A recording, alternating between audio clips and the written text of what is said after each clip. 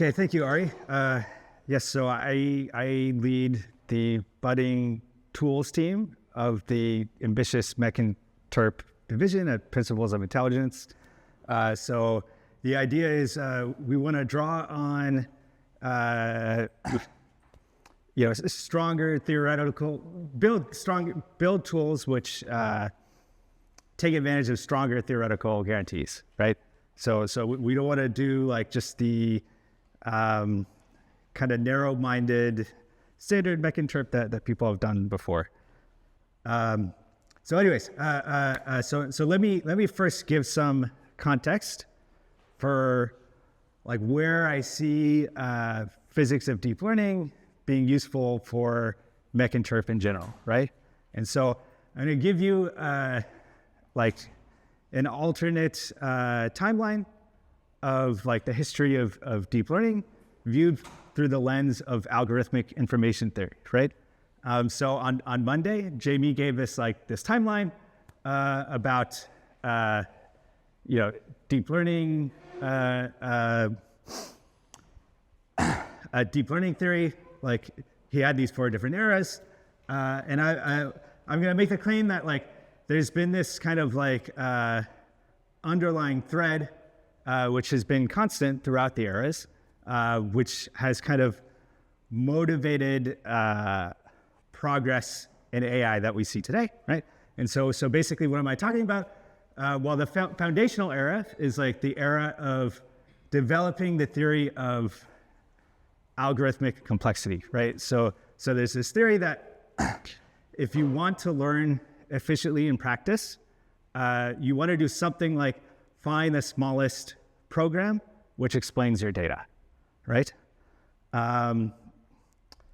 Okay, and then that's like 1960s to 1980s. Then we have this sort of like classical era where in academia, people are like developing this theory more deeply of like algorithmic learning. So we have like the development of the theory of pack learning, which studies like the hardness of different learning problems. And then in parallel, we have the deep learning pioneers, people like Hinton and Schmidhuber, who are very like algorithmic information theory pilled. They realize that, well, this seems like kind of like a universal theory of learning. Real brains seem to like learn fine in the real world, which is like very high dimensional. And so they try to emulate this with artificial neural networks, right? And at this time, they don't have enough compute to get interesting results. So they build a lot of the foundations for modern deep learning, but they're kind of off in the backwaters and don't have anything super impressive to show for it. But then, of course, yeah.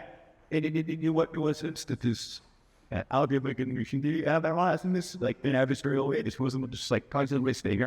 Oh, I just mean like in a very hand wavy sense, like you'll go read by algorithmic information theory. I mean any sort of like claim that you should find some sort of algorithmically interesting description of your data, right? So something that's like either a short program or a small Boolean circuit or some sort of compressed representation of your data. So we're talking about minimum description length, right? And if you read like classical Hinton and Schmidhuber papers and other people from this era, like they talk about this all the time, right?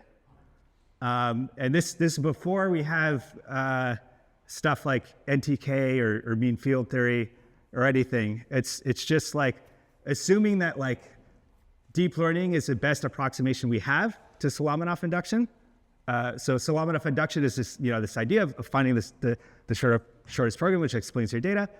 And so using that frame to inform how you should do like deep learning in practice, right? And making a ton of hand-wavy approximations, right? So everything I'm saying today is like, take it with a grain of salt. I'm being very, very, very hand-wavy, but this is my sort of like alternate history of deep learning, right? Okay, so then in this history, around 2010 to 2012, we have like the AlexNet breakthrough.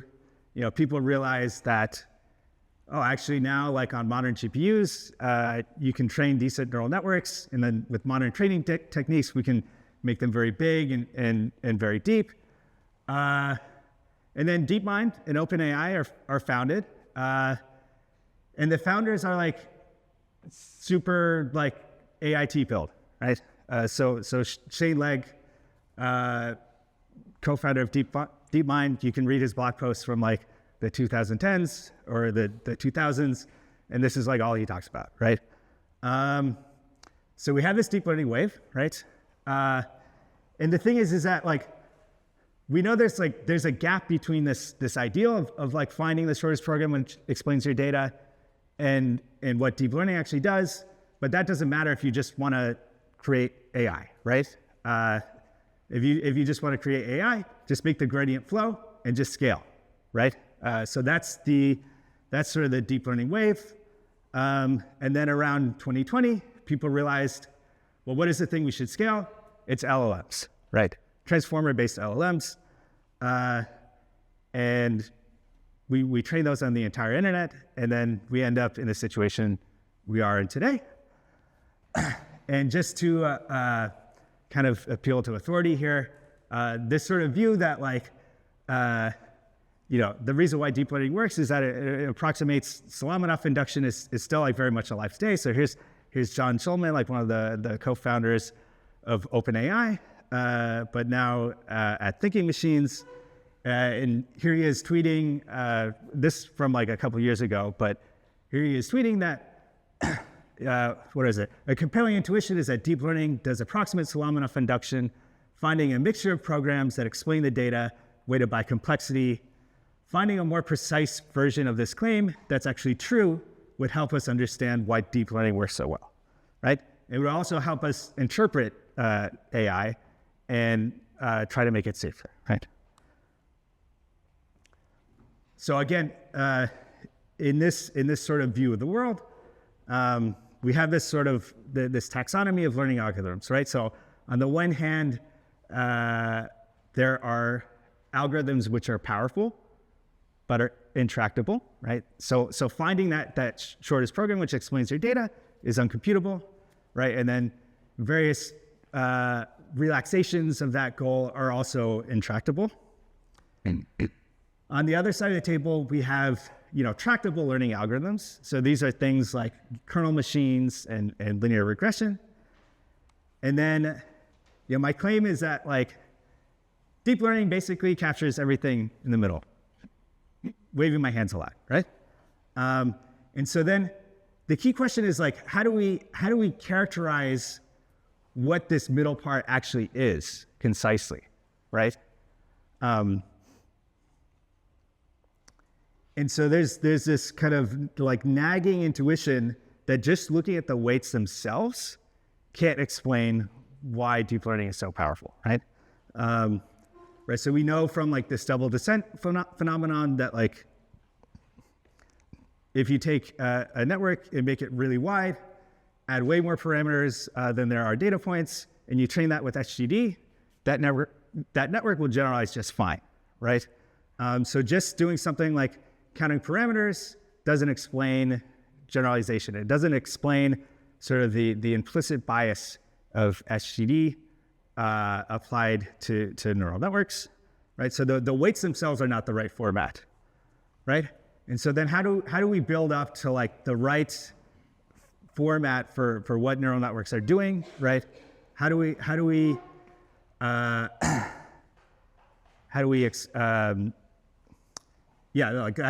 go about this, right? And so I think there's kind of two ways of doing this.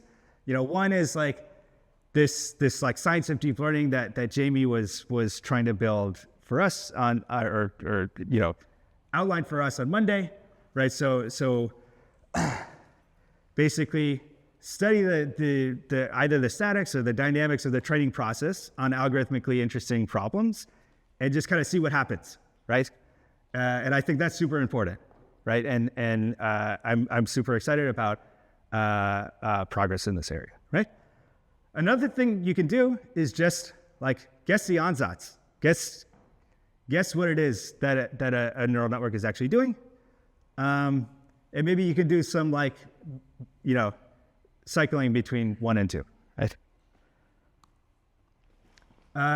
So today I'll be mostly talking about like the guess the ansatz approach, right? And so the ansatz here is this idea of computation and superposition. So the idea itself is it's simple. It's like really pervasive in like both the ambitious and vanilla Mack-interp community, right? So it's this idea that dense neural networks really want to emulate a very wide, sparsely connected, sparsely activating computational graph, right? So this is like the kind of just classical anthropic picture of we have this hypothetical disentangled model where we have many neurons, and each one of them corresponds to a crisp human interpretable concept. And how should concepts like interact with each other in real life? Well, like each concept is only connected to a few other concepts, right? So that's the picture. And we have some, okay, go ahead. So in that hypothetical disentanglement, right? Yeah. What is that model exactly that you expected to be one sparse or the night, right? It wouldn't be 1 sparse, but it would be like 50 sparse. I don't know, 100 sparse. Yeah. So first off, this is great, and I worked on. Also about just to sort of put this in context, and now Mailer, think about it. I was wondering if you explain a word you have should use since your table slide. I think, but it was guarantees. Oh, did I? Okay, yeah. Yeah. It was just. Did I say guarantee somewhere? But sure, go ahead. Yeah. It's like I wonder what do you see as the end goal? Is it like a mathematical guarantee in the sense of learning curve, or is it just like a sort of robust enough understanding that we can like keep the count? I think the second, and then if you're very ambitious, you might aim for the first. So like places like Alignment Research Center are trying to build up a theory that could get us something close to the first. But I'm just talking about like a robust enough scientific understanding for like, this is the right ansatz, right? Great. All right. So for people who are not like familiar with Mack-interp, what is the evidence for this like computation and superposition picture? Well, on the one hand, we have some like pretty interesting reverse engineering results. They're not perfect, but you can train sparse autoencoders post hoc on language models, and you can find these interpretable circuits, right? But it's messy. And then this is recent work from OpenAI, where they bake the sparsity into the training process. So it's basically sparse everywhere all at once. So activations are sparse and all weights are sparse. And you can train the model from scratch this way. And you can find these like interpretable circuits. It's a pretty cool paper. And they actually find that like, when you look at the circuits, you can like discover novel jailbreaks, which actually transfer to dense models trained on the same data. So you train sparse. You start to conventional sparse. Yes. So everything's sparse. Yes. All right. But so where does the theory come into play, right? Why not just go with sparsity everywhere, right? And so I want to make the claim that if you actually think more carefully about what a dense MLP can do when it's operating in superposition, it's emulating this wide computational graph, you actually realize that like the MLP can emulate many more features than there are dimensions in the residual stream of your language model, right? And so it can't work with like exponentially many features, right? Like a basic parameter counting argument tells you like, well, it shouldn't be more than like the number of parameters in the MLP. And then you can actually so this is stuff that like Dimitri has worked out. You can literally just construct weights which emulate the sparse computational graph, which meet this like d squared upper bound. So we have matching upper and lower bounds up to logarithmic factors, right? Okay, so this suggests that if you train for trillions of tokens and the real concepts that the network is trying to emulate are like sparsely activating, sparsely connected, and there's just like a ton of them. It's very wide. This suggests that if you just try this like naive thing of like, let's just be sparse in standard basis, in our standard narrow basis of like 2,000 dimensions and a residual stream, well, we're not going to capture all the features, right? And then if we try to go really wide, we're going to be way less efficient than a dense way, right? So basically, there's two issues here. So one is just this like sort of like this like quadratic transcoding bottleneck of like if I want the most flexible parameterization of this like connection between features and layers in the very wide network, I'm gonna have m squared many features. So that's like d to the fourth in standard basis. It's huge. You can't it's not gonna scale, right? And then there's this more like subtle point of like working with GPUs or modern hardware, which is that like you can imagine like maybe I solved the first bottleneck by just keeping the connections sparse from some scratch, and I just like kind of learn how to rewire nodes or something. And so the MLP is very wide, but it's at every forward pass it's sparsely connected. And then you might say like, well, I just when I have this really wide MLP and I want to look at the weights between this node and this input node and this target node over here, I want to go just look up what the weights are for the really wide model and just load those in and compute with those, right? So ideally I want some way, like if I could design hardware for learning, I would design hardware that would allow me to just route the weights, the parameters to only the tokens that need them, right? But the issue is when you're working with a GPU really prefers, you can think of it as like a factory where like the weights are the raw materials, right? And the compute is the factory itself, right? And every time I try to move the weights from like our storage facility to the actual factory, I have to load them up on a truck, and it takes a long time to load them in, right? So this is just like a fact of life on any like modern hardware. It costs around 100 to 1,000 times more wall clock time to load a float from memory than it does to perform a flop with that float. So this is like another fundamental barrier to doing things sparsely, right?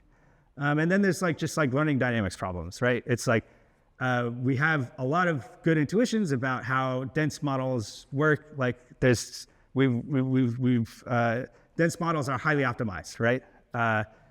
But not that many people have tried to train sparse models. There are some even before OpenAI's paper. So it's like, maybe it's just a janky landscape, right? Okay, go ahead. Can you say why it's d model squared instead of like the Johnson, Linden, Strauss, whatever thing? Yeah, because you can't. So Johnson, Linden, Strauss would say like exponential ND, right? But it's just the short answer is it's just parameter accounting, right? So I can't, if I only have d squared many parameters in my MLP, and you're claiming you want to work with exponentially many features in superposition, there's not enough parameters to learn the right connections, right? And then if that doesn't make sense, then like you should just read. You should just read the theory. Because the weights, not the linear ones. Yes. Yeah. Right. Okay. All right, so let's look back at this like prior work, weight sparse transformers. So this paper applies top K to activations and weights, but they work in a relatively narrow basis, right? And they get some cool interpretability results, but they also need to do this kind of like janky post hoc pruning step for interpretability, right? But so ideally, like we shouldn't need to do any pruning at all, right? So basically, what they do is they train the sparse transformer, and then they look at some given task of interest. You know, they want to understand how the model knows how to close parentheses, and then they drop edges in this graph, which seem not to be important for getting good loss on this task, but there are issues with like out of distribution generalization of the circuits you find after pruning. And they also find that, you know, training is like 100 to 1,000 times more costly than an equivalent dense model, right? So the main tool I'll be talking about today is an attempt to reduce some of these issues in training sparse models, right? So both like, you know, reduce the alignment tax while also working in like a larger, potentially more disentangled basis, right? And so the idea is, you know, rather than trying to fight the GPU and just basic like parameter accounting, let's try a hybrid approach, right? So we'll let weights and activations live in a narrow, dense space, right? So like we'll stick with like the, you know, residual stream is only a few thousand neurons. And then we'll splice in a wide SAE, which enforces sparsity in over complete basis. And we're going to design the SAE hierarchically to be efficiently computable, right?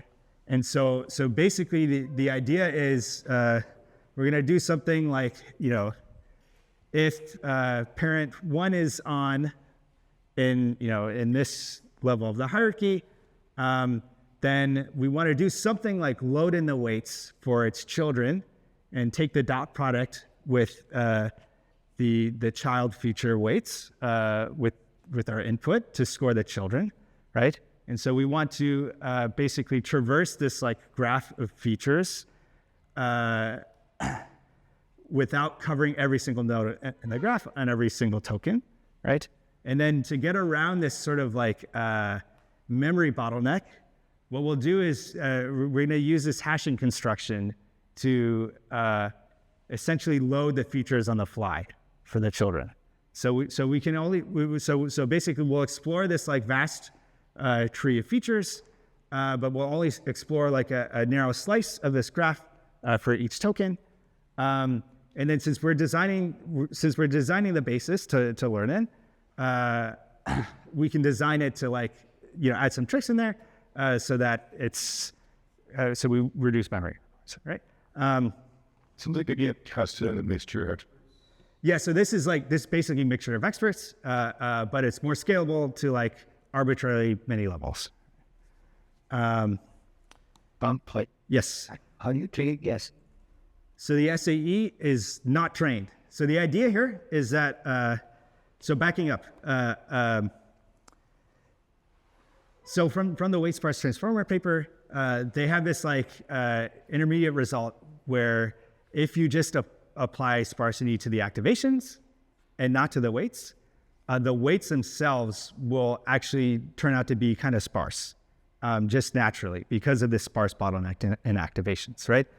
And so the claim here is that we want to scale to like more features and we can fit efficiently, right, in our narrow model.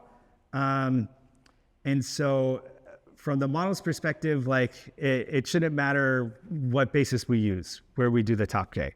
So we're just going to fix the basis and we're going to design it so that features are approximately orthogonal with each other, right? So basically from the model's perspective, it's basically as if we're doing top K and standard basis. Okay?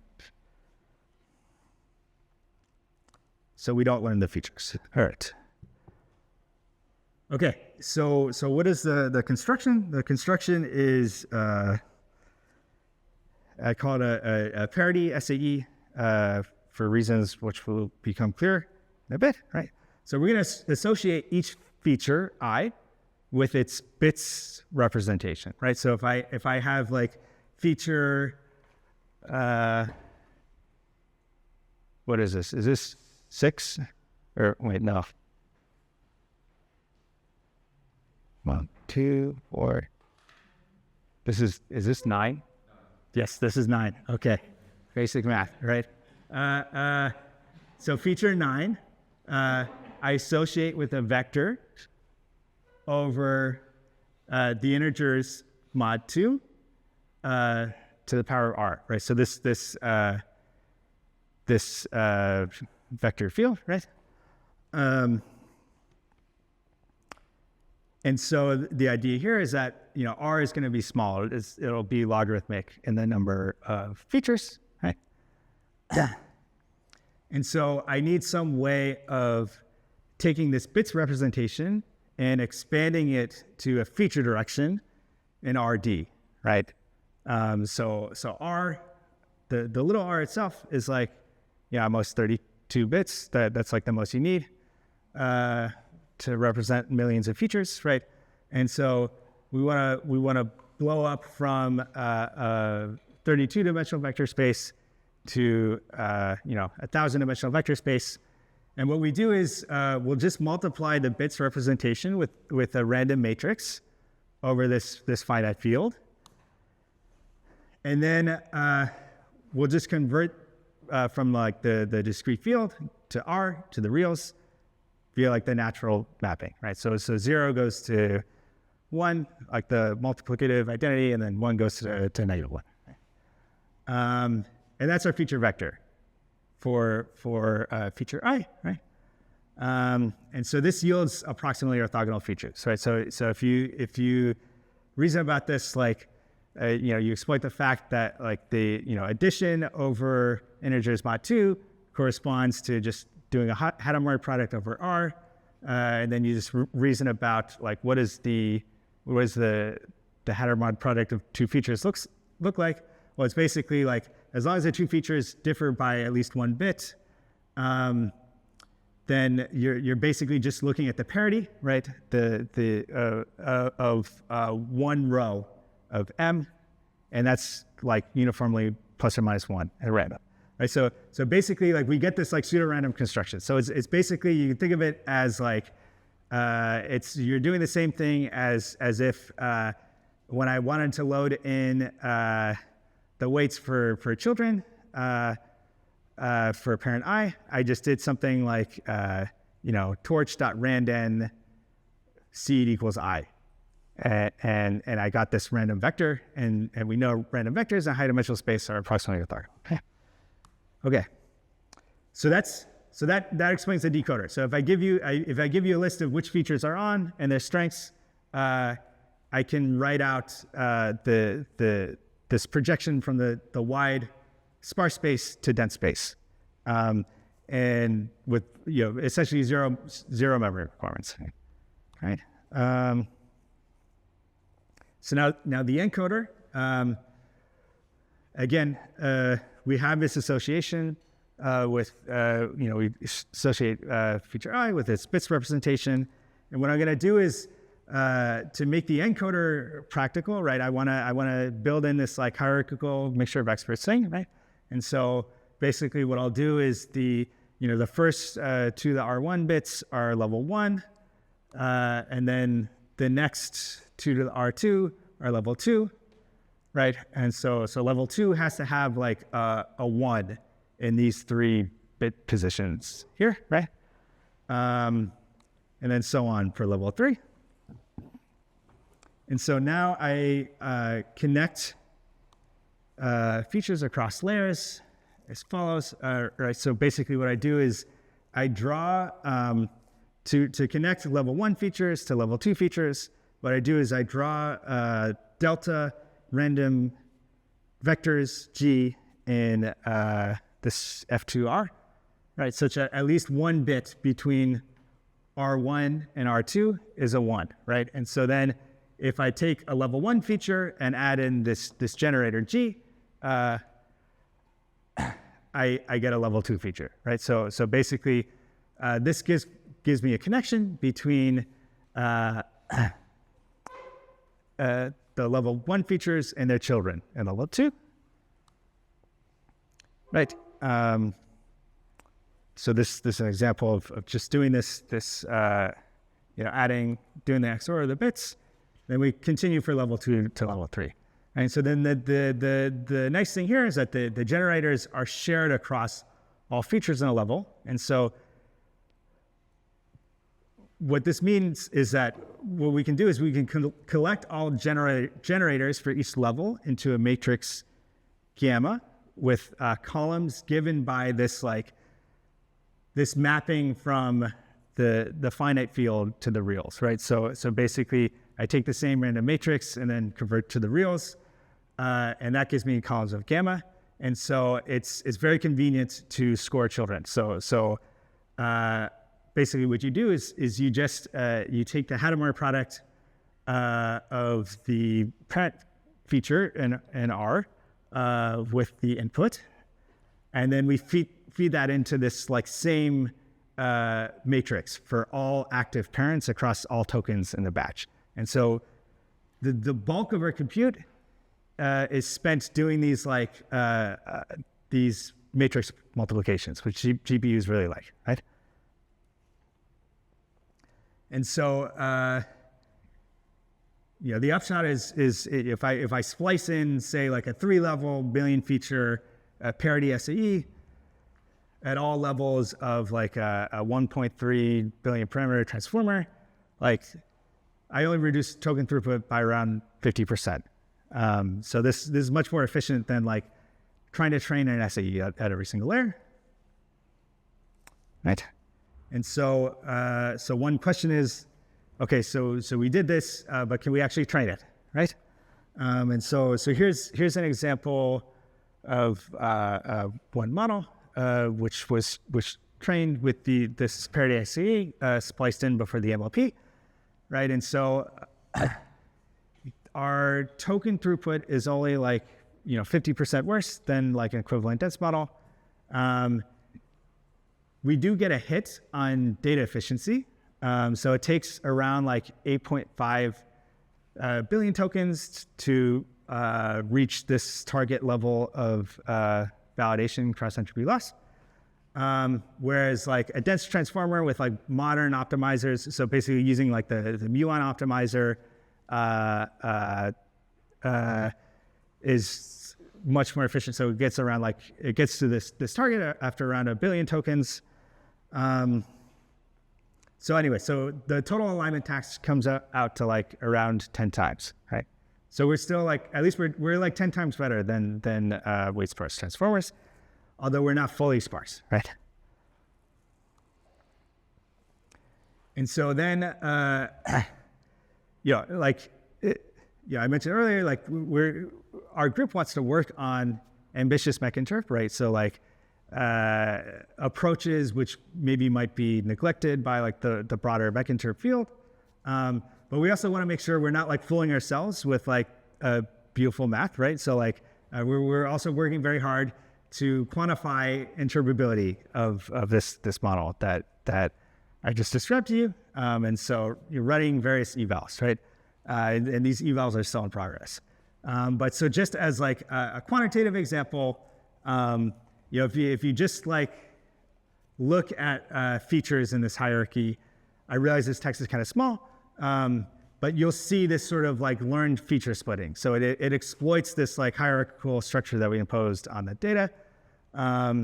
So this is the parent feature is measures of time, seasons, holiday, and dates. And then you can see this this first feature on the left lights up on month names like December or September. And then the second one lights up on phrases like a month later or 2 days later. So it lights up on this very specific context, right? And then This one is, this one is the same. That's a typo. And then here's another one where it's like, okay, within this like, general universe of like, units of time, but this feature prefers either seasons or distinguishing between morning and evening, right? So we get this map of features, right? Where like with traditional post hoc SAEs, like you would have to train like features at like various widths and then like try to tie features from your wider SAE to like the narrow SAE to try to recover the structure post hoc. But we kind of impose just like a very generic structure, hierarchical structure, which is it uses all these like kind of pseudo-random constructions to kind of spread edges evenly between features, right? And it seems like the network learns to utilize this structure. Question? How does this take to what was found? Yeah, so Matryoshka SAEs are, I would say, like state of the art for learning hierarchical features post hoc, right? But we're pretty different in that like we're not training multiple SAEs in parallel, right? Like we're just splicing in this designed like hierarchical bottleneck as we train the model from scratch, right? Okay. So let's see. So quantifying, so like sort of broader. So like, okay, I gave you the vibes. The vibes seem good. We're still tuning things to see like what are the best hyperparameters which achieve good metrics on like downstream interpretability tasks, or good proxies that the field has for good interpretability. So I would say so far we seem to do better than dense models when it comes to kind of like model editing tasks, right? So things like steering for a given concept without degrading fluency. We trace out this like Pareto frontier of like eliciting the concept in a noticeable way while like remaining fluent according to LM judges. So we're this like red line here, where let's see, higher and to the right is better, right? So we're in this like this nice frontier here. We seem to do better on removing spurious correlations when you train probes on our SAE features, right? So the idea here is like, let's construct a data set of basically the task here is like you have a description of like a bio of a person, and you want to predict their gender. You want to predict their profession, right? And then there's bias. The data set may be biased, right? And so like we want to, so basically to trick the probe, we bias the data set so that like certain professions are associated with a gender, right? Like female nurse, right? All right. Yeah. Parity SAE and versus Cayley. Oh, that's my old name for this. But parity SAE and Cayley SAE are the same, right? Yes. So basically, we do better than like dense post hoc of like an equivalent capable model at removing these like spurious correlations. We currently do a little bit worse on like sparse probing tasks. So these are like you want to look for features which predict some attribute of the text. So the text is talking about physics versus biology or something. So that's where we're at now. But I would argue that like the kind of the downstream interventions are probably the more important thing from a safety perspective, right? Andy, Do you insert this bottleneck at one particular layer? no, it's every layer. Yeah, Then it's the same bottleneck. it's the same bottleneck. Yeah. Right. All right. So some sort of next steps that we're excited about. So I think yeah, right. So again, like I said, we want to make sure like we validate like, okay, there's some cool math here. Is it useful for any downstream application, right? And I think one area where like this could lead to like an easy win. All right. 5 minutes. Yes. Is this problem of like tying maybe weird behaviors that you found in your model back to the training data, right? So you want some sort of like way of doing some sort of like inverted index over your pre-training corpus, right? And so the idea here is like, let's say like I find a feature which like when I steer with it, it gets the model to do something weird, right? So either it's like, here's an example of like a weird behavior from the model, from the wild, where like, both Gemma and Gemini to an extent will like, they'll totally flip out if they keep getting like some task wrong, like they have a breakdown, right? And so the question here is like, can we do some sort of training? Say we find a feature which is correlated with this. Can we find examples in our training data which are correlated with this feature, right? And so like this is an example of like an important downstream application where if we have this like really efficient SAE that's like very efficient to just apply it on every token of our pre-training corpus, we can do this like fast lookup, right? And try to find these sources of weird data, right? So this is speculative, right? But like I think the more concrete thing here is like maybe there's some sort of like data poisoning document in your data where the document is like there's some very specific trigger, like the context is somebody's using a coding agent on some sensitive system, and then if the model sees that it's in this deployed environment, it starts outputting like unsafe code, right? And so having some sort of like fast attribution to training data could potentially help unsurface these poison documents. And then it's also like, there might not be like a wedge between interpretability and efficiency, right? So if we have these like really sparse representations of our latent space, right? What we can one area. So during training, right? We definitely have an alignment tax. It takes longer to train these models, right? But potentially you could get a speed up during inference, right? So why is that? Well, during inference, models for very long context inference, models tend to be bottlenecked on reading from what's called the KB cache, right? So the model sort of memory of everything that's happened in the conversation so far, right? But if you say your L0, if your SAE is like 50 or something, and even with a small model, like your residual stream is already like 1,000, you can get like 20 times KV cache compression, right? And so you could potentially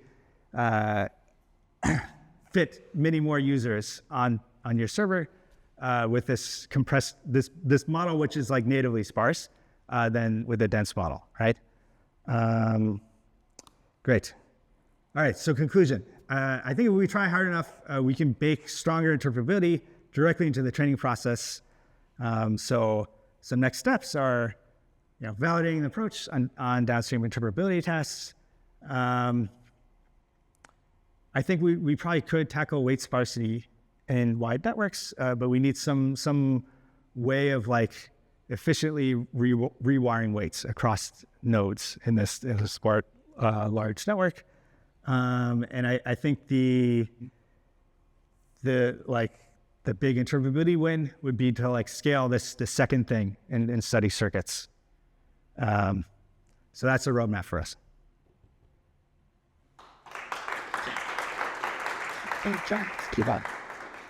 Yeah. Yeah, it is great lighting. Let's try to connect this back to the start of the talk. Yeah. algorithm theory to what you had. Maybe work. So like, I just sort of approximately turns to be tractably doing small on affection. Yeah. How does like the rest of the talk connect back to that? Like, I think the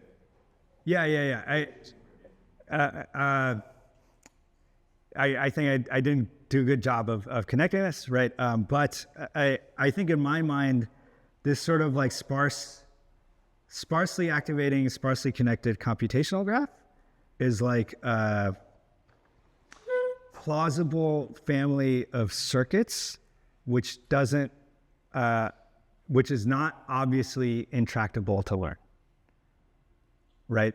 So basically, we have this big circle here of like kind of algorithmically interesting learning processes, right? But we think like the most powerful of these learning algorithms is like impossible, right? And so we want to kind of narrow down. We want to guess what's in the middle here, the intersection of powerful and tractable. And so we can discuss more later, but I think this like computation and superposition is a plausible guess for what covers maybe most of the middle. Yeah. So what things, even if you get fifth one, the very speaking, how does the performance of the model just have to make moderate sense? So we train it to the same level of loss, and that tends to correlate on like kind of downstream capability evals. So it performs the same. So this is no loss. Like there's no undo what thing is what it makes it. At least at like the nanoscale that we've studied. It's, you chat with it, it feels just like GPT-2. Andy. So yeah, you can train cooks in loss, but like you said, have this like computation. I'm training for codings longer. Like, what's your iteration for why? Like, why that? Yeah. And I'm also curious whether it's like, that times is like, or throughout training, like the modern person needs to spend a lot of time like thinking about how to use this thing and you should insert it in image. Because it was straight kind of like after it figured out that he didn't like actually learn that in the same rate or something. This like, yeah, that's like an interesting hypothesis. That could be true. So like we kind of just need to like scale and see if like, maybe if you train for longer, the tax goes away. I would just comment that like this like, taking around like 10 billion tokens to get to this val loss threshold. This is basically like when so there's this like nano GPT literature of like trying to reproduce a small version of GPT-2 as fast as possible, right? And so Andrej Karpathy kind of started off this field maybe a couple years ago. His original nano GPT run took like 10 billion tokens to reach this target, and that was using Atom instead of muon, right? And so just like I didn't do any of like the fancy nano GPT optimizations. I just added in muon, and you converge much faster. I would say I have to check, but last time when I did the parity SAE transformer, just trained using Atom with like same hyperparameters as dense, you still get like it takes around 10 billion tokens, right? So it seems like actually most of the gap comes from muon, and I don't know why. So this would be like a cool thing for a physicist to study. So when you use the stigma optimizer, you actually so when you use muon with parity SE, it's a little bit faster than Atom, but you basically lose. So you go from like maybe it would take 10 billion with Atom to 8 billion with the SAE when you use muon. So it does improve things, and so like I may as well just use it to train things faster, but it improves dense a lot more than it improves sparse, and I don't know why. maybe it's so often like we're let optimize it. Yes. So the point is like, this is like, I think getting within 10 times alignment tax is actually like very good, right? Because like nobody's tried to do this before at scale, right? So like we're playing catch up to like years of like algorithmic progress on dense transformers. Yes. To elaborate on that discussion a little bit, like to the extent that one of the primary scientific questions of interpretability is the extent in which features are like inherited versus like they arise out of the nature of the learning process. For something like, if you were to replace your top row, it's like a very wide dense NLP to like a cop. Yeah. Inherently matching some symmetry that isn't right data. Yeah. Gain a lot of data efficiency. But like it seems to be, or like rather, not it seems to be, but like, how do we understand if we're trying to say that like these hierarchical features that we're introducing are like supposed to be these natural and interpretable directions? If that was part of the inherent structure of the data, wouldn't we expect to see like gain? With the confounding factor is like we have this like top K, which is like this. It's this discontinuity that we just like ignore, and you just train it and it kind of works, right? And so I would say that's the main confounder is the learning dynamics, right? So the lost landscape may just be worse for the sparse model compared to dense, right? Even if you had an oracle which told you like what are the minimum norm weights, like it would converge faster, right? Or it would perform better than dense, right? So like I don't know how to disentangle these two things, right? All I can say is like you can look for this sort of hierarchical structure in post-hoc SAEs, right? So some other work that we've done that I didn't talk about today is like fitting like a probabilistic model of SAE firing patterns, and you'll find that that model, like there's like the co-occurrence model of firing patterns with this like hierarchical model compresses the data like significantly more than you would expect just from the L0. So like we've already observed this hierarchical structure. We know Matryoshka, which bakes this hierarchy into training for post-hoc SAEs, performs better on downstream tasks. So there's lots of like prior evidence that the hierarchy is important, right? So I would say it's mainly about like my prior is that it's a learning dynamics problem, but I don't know, like I don't have enough evidence to like resolve. If you have different priors from me, I don't have enough evidence to like merge our beliefs, right? Yeah. Yeah. All right, so thank the speaker again. All right.